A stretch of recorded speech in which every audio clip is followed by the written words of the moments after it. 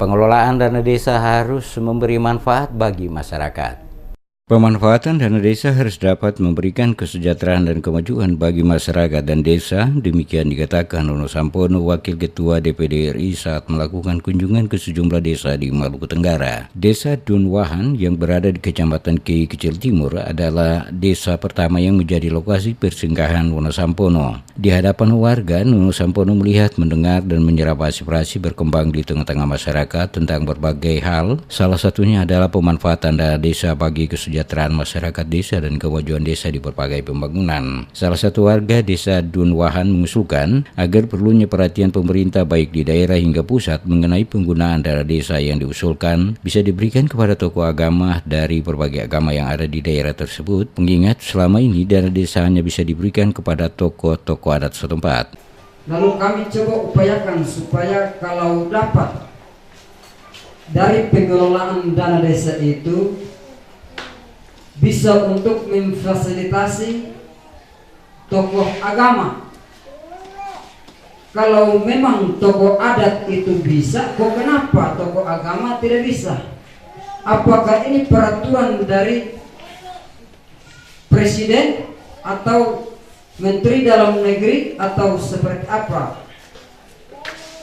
Ataukah itu berpulang kepada kebijakan pimpinan daerah setempat?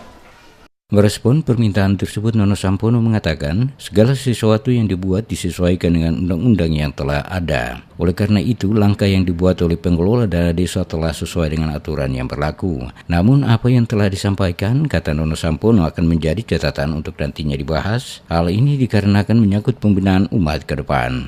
Pemberdayaan masyarakat. Memang komponen itu di dana desa ada infrastruktur, honor, kemudian pemberdayaan masyarakat. Nah,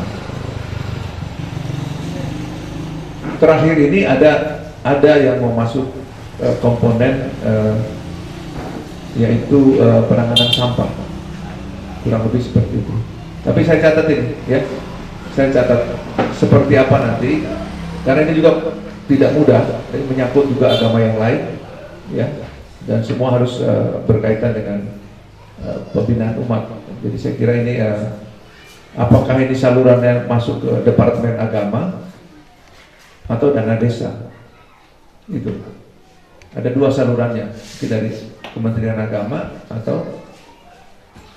Beberapa masukan juga disampaikan oleh Nono Sampono kepada masyarakat desa setempat dalam pengelolaan dana desa sehingga ke depan tidak menimbulkan permasalahan yang berujung pada proses hukum di pengadilan terkait pertanggungjawaban penggunaan dana desa yang dikelola oleh kepala desa dan perangkat desa setempat.